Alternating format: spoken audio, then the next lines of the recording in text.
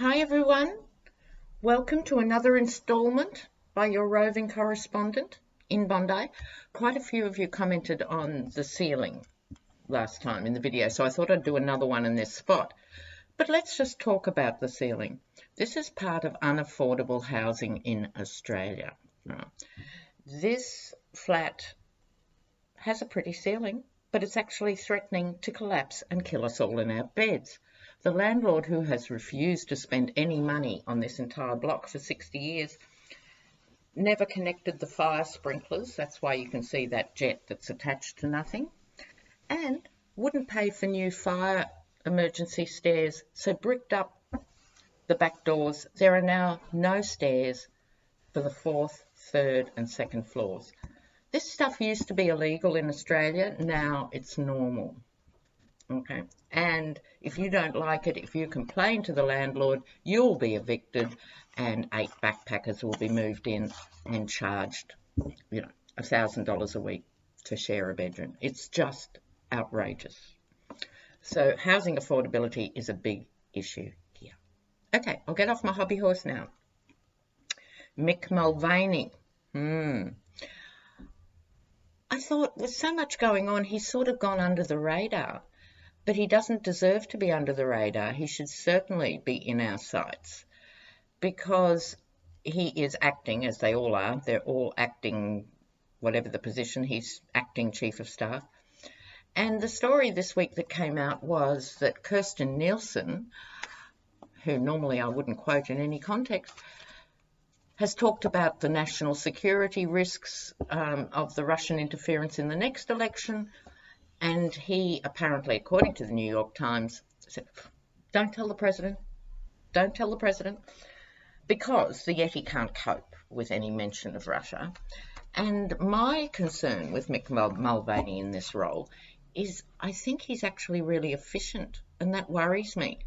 While he had his nonsensical henchman in, and Kelly, who I think was lazy, if nothing else, I think he gave it a shot for a week and then couldn't be bothered and just sat there taking a salary. I think Mulvaney's actively working to preserve this presidency, and this is despite the fact in 2016 he was quoted as saying, look, I do support Donald Trump even though I think he's a terrible human being. Well, good on you, Mick. So you chose to support him then, and now you're working directly for him and carrying out the bidding of a terrible human being. What does that say about you, Mr. Mulvaney, please? So I thought he deserves a little look, and he gets the Toth deck. So let's see what's going on for Mick Mulvaney. Okay, this won't be hugely long because I really don't want to spend much time on him, but let's look. So I'm doing a different layout for this. Let me bring you down here. Okay, let's have a little look. I'm going to put these face down. Okay, right in the middle here, he gets the 8 of Cups, which in the Toss deck is indolence. It's funny, I just finished saying I thought Kelly was lazy. I'm not actually thinking of Mulvaney as lazy, so maybe the cards picked up on my sort of vibe there about laziness.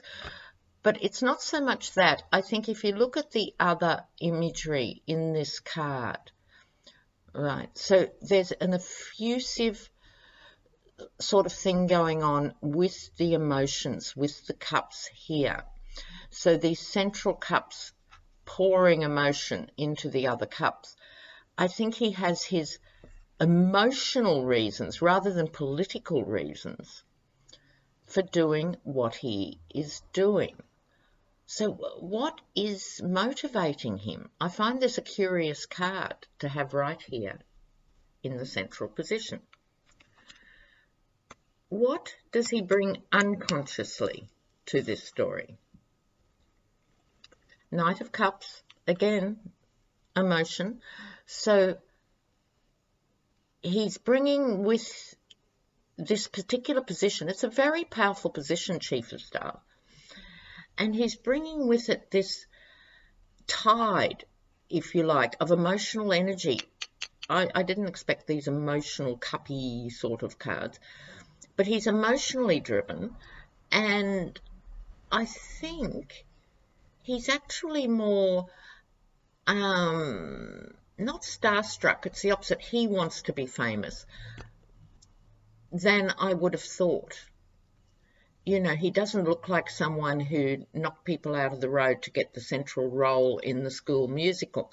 But the energy of just these two cards is saying to me, actually, he's a bit of a fame seeker, and fame at any price, right? Now, depending, I'm not an astrologer, but I do watch a few key astrologers, including Denise Siegel, Maxine Taylor, and Robert Cosma. I think they're all good. And depending what chart you use for the birth of the United States, it actually has a Cancerian chart, the crab here, and again ruled by emotion. What is he consciously bringing to the table? Power. So this is his unconscious quest for fame, and this is his hand, his grip on power. It's very solid. And I think the fact that he doesn't come across as a bullish sort of Mark Meadows type, or a bombastic Pompeo or anything. This is him under the radar. That's a firm grip on power. I don't like it, intrepid viewers. I just don't like it. Okay, there we have it. So, what's going on in Mick's home environment? The Knight of Discs or the Knight of Pentacles. So the energy around him in his home life is this is the card of the mercenary. I couldn't think of a better card for him. So he's explaining it to the wife and kids and his relations, and to a certain extent to himself. I'm just doing this job. It's a job, you know, I've been chosen, and he's actually hiding his personal ambition, even from his family, and saying, oh, I'm just doing it to keep safe hands in the White House. That thing they all hide behind, I'll be the grown-up in the room. That expression's been overused, and no grown-ups have stepped forward. So this is Mick Mulvaney lying to himself at home in the shaving mirror. So his public persona, the Star.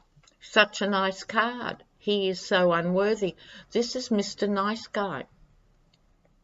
This is the guy who doesn't look like a threat to the Republic. This is his public persona.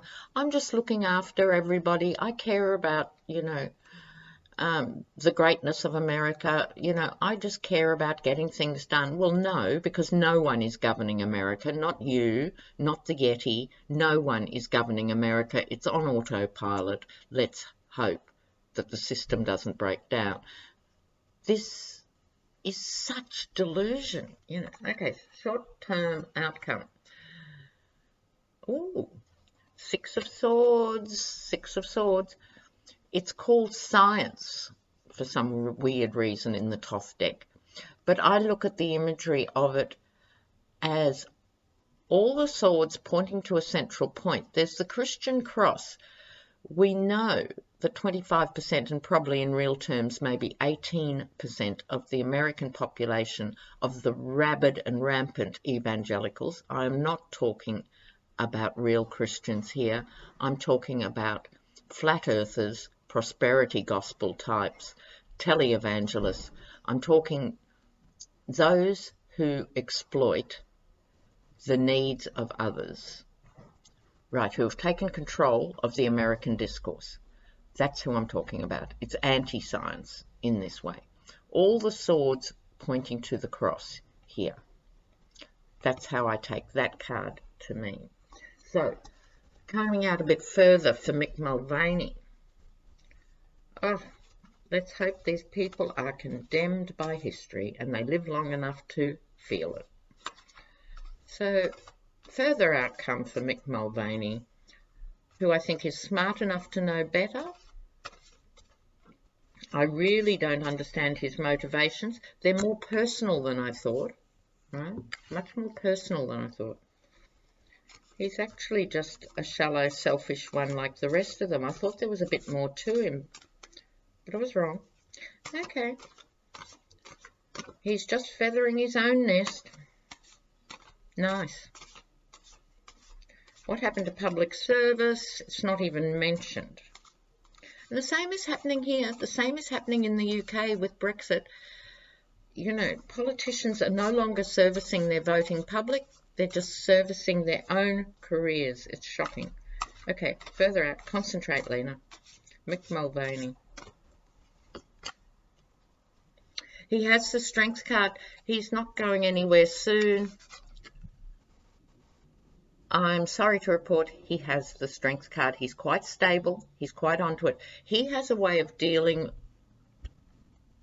with the Yeti, and I think it's very clever. I think what he does is just really low key, and Trump takes no notice of him. Trump's not threatened by Mulvaney.